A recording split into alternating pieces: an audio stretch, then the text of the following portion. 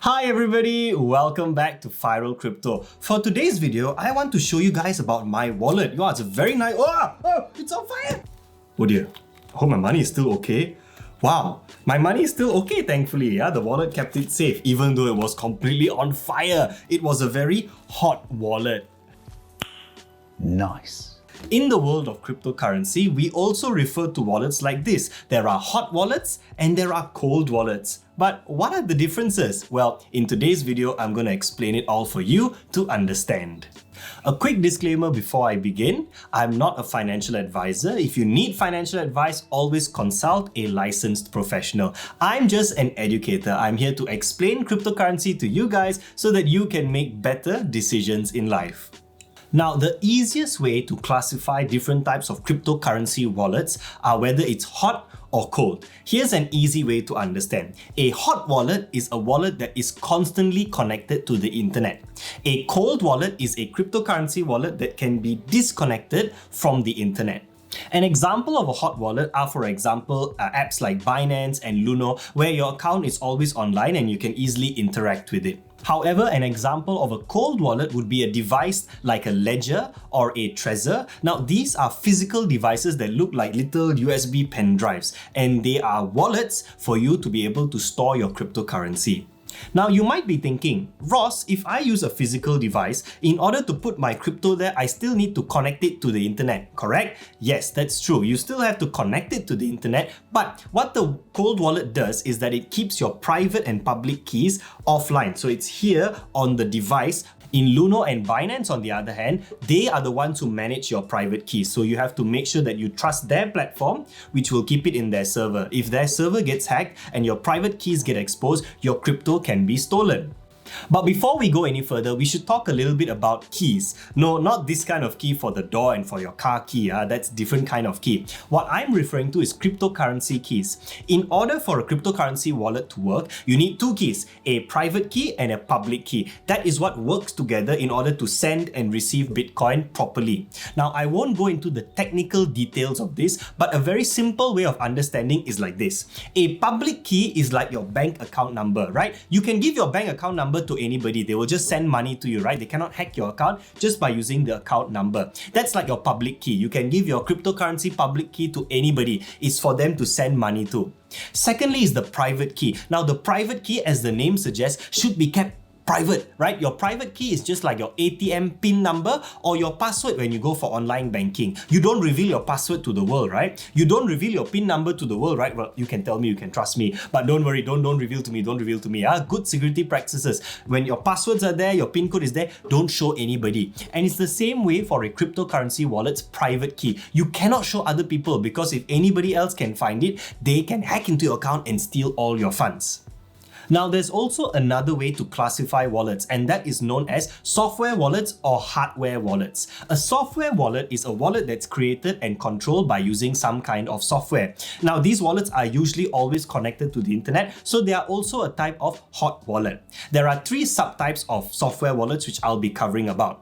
The first example is what is known as a web-based wallet. Now, a good example of this would be a wallet called MetaMask. If you're new to cryptocurrency, you may not have heard of this wallet before. MetaMask, what is that? Now, MetaMask is more of a decentralized application kind of wallet whereby you don't have to go through a company, you don't need to show them your IC and register. It is something that anybody can use because the software is open source, right? As long as you have an internet connection and a browser, you can install MetaMask onto your browser. Most people use Google Chrome because you can easily attach MetaMask under the Google Chrome extensions on your browser.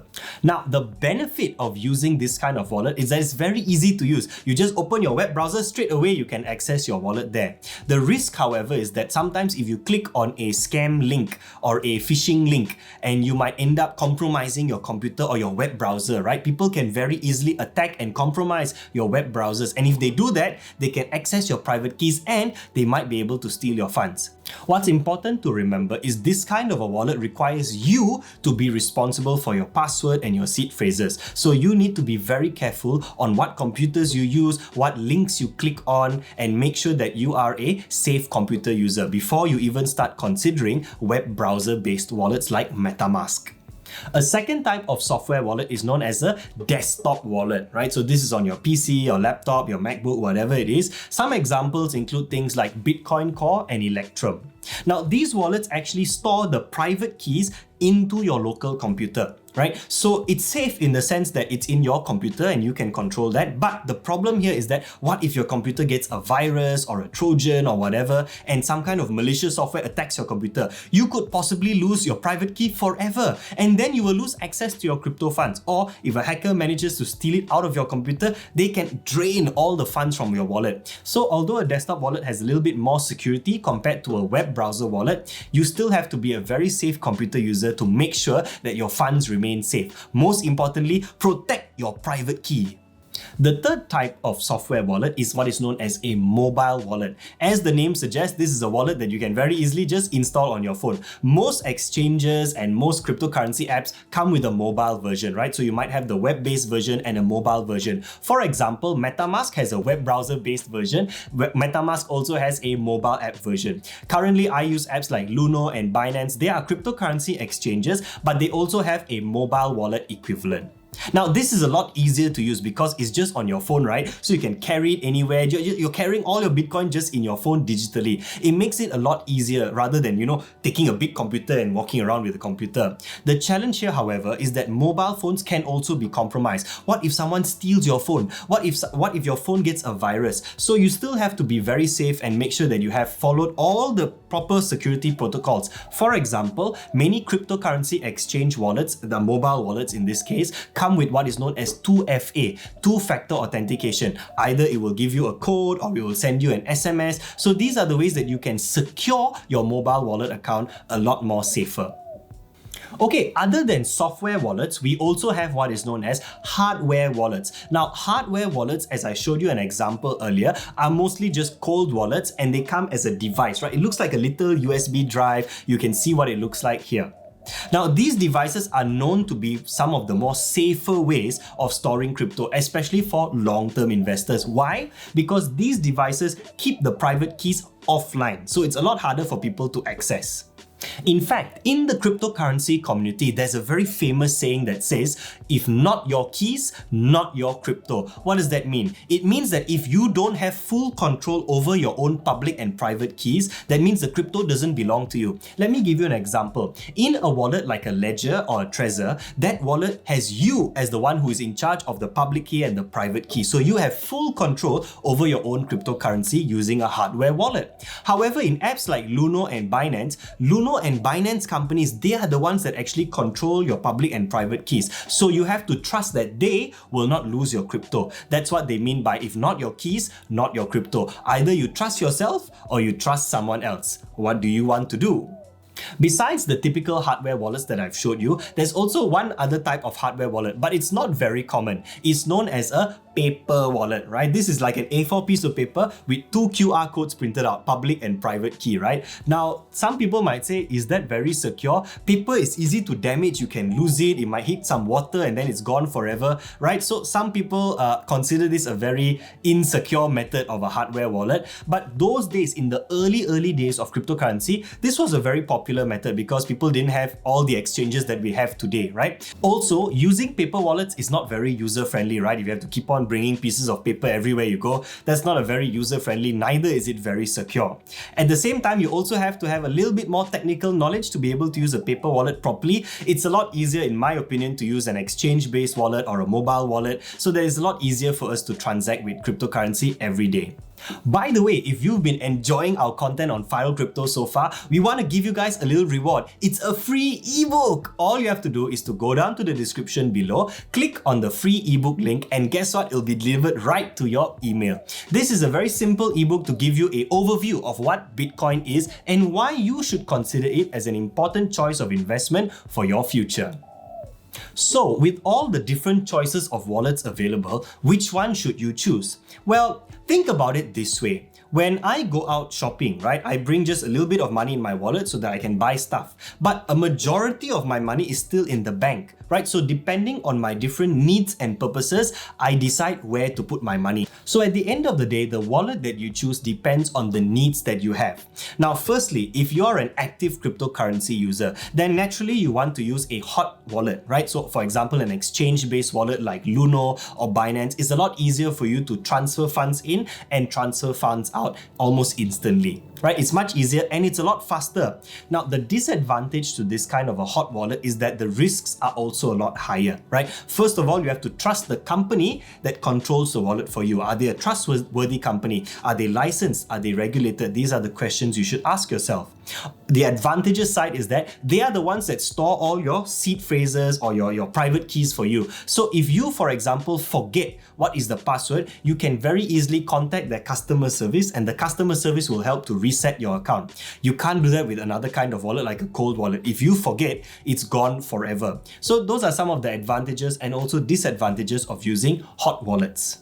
Now, secondly, if you're more of a long-term investor, 5-10 years down the road, you don't want to touch your crypto, you just want to put in regularly. Now, if you're that kind of an investor, you want to buy and hodl for the long term, then a more suitable wallet for you is a cold wallet. Why? Because a cold wallet is much more safer. All the private and public keys are stored offline, so it's a lot harder for anybody to try and hack it. At the same time, you can just keep your crypto there as much as you want until 10 years down the road and then look back and then open it and say, wow, look at all the profit I've made. Now, I'm not going to guarantee that you're going to make a profit, right? Cryptocurrency is a very volatile place. But if you're a low risk kind of person, a long-term investor, you just want to buy and hodl, no need to do trading, then a cold wallet would be the better option for you. The advantage is that it's higher security. The disadvantage, however, is that you have 100% of the responsibility, right? So if you use a device like a Ledger or a Trezor, you have to keep in mind what is the seed phrase, right? So that you can access your wallet. If you lose that seed phrase, you will lose access to your wallet and all your crypto will be gone. In fact, this happens more often than you think, right? There are a lot of cases of people who have millions of dollars worth of cryptocurrency locked inside their wallet because they forgot their password. Can you imagine? These are all true stories and you can read up about them online. So make sure if you do use a cold wallet to take note of your password, your seed phrases, put it on paper, make multiple copies and store it in a safe place so that you never lose access to your wallet. Okay, so let's recap what we've learned about wallets so far. Firstly, there are hot wallets. As I showed you just now. Hot wallets are always connected to the internet. So they're a lot easier for us to transfer cryptocurrency in and out of, but they also pose a higher risk because they're always connected online. Secondly, we looked at cold wallets. Cold wallets can be disconnected from the internet, so offers a lot more security, but comes with the challenge of making sure that the user, which is you and me, takes 100% responsibility over your passwords and your seed phrases. If you forget that, you cannot access your cold wallet. Thirdly, we looked at how a wallet is made up by a public and a private key to sign your transactions. It's very easy to understand a public key just like your bank account number and a private key just like your ATM PIN number. Fourthly, we looked at another way of classifying wallets, which is either software or hardware. Software-based wallets are web-based, mobile wallets, as well as desktop wallets. Some of them have different advantages and disadvantages in terms of security and usability. At the same time, hardware wallets are things like using devices like Trezor and Ledger. Those are the two popular ones that people often use. They offer a lot more security, but you have to take a lot more responsibility. At the end of the day, you get to decide what wallet suits your needs best. But most importantly of all, when it comes to a password or a seed phrase or recovery phrase or whatever it is, always store them safely. My suggested method is like this. Write them down clearly on a piece of paper, make 2 to 3 copies and keep all copies in a very secured and safe location. Some people use safe deposit boxes, some people go to the bank and rent a special box and so on and so forth. Whatever your preferred method is, make sure that those copies are stored safely and especially do not store them online. Because if you store them online, there's a possibility that someone might hack into your account, steal those passwords and drain your wallet of all its funds. You don't want that happening to you, so make sure all passwords are kept offline, okay? So, if you're interested in investing and owning a piece of the future of money, then I've got some good news for you. You can easily participate in the financial revolution. All you need to do is to download the LUNO app. LUNO is the first cryptocurrency exchange to get licensed and regulated in Malaysia, so you're safe to use it. Once you've downloaded it, go to the reward section and type in this special reward code, CDR3Q. Once you've done that, you can start depositing and buying cryptocurrency. If you purchase a minimum of 250 ringgit of any cryptocurrency, you'll receive a 25 ringgit reward of Bitcoin. But just make sure you key in the code CDR3Q before you make any deposit or purchase. Once again, a friendly reminder that nothing in this video constitutes financial advice. We really appreciate you guys watching us and supporting us, especially in the middle of lockdown. I have to film all the videos now from my bedroom, but that's all right. We want to make sure that you stay up to date with our content. So drop us a like, click subscribe, write us a comment, and don't forget to hit the notification bell so that you always stay up to date with our latest content at FIRL Crypto.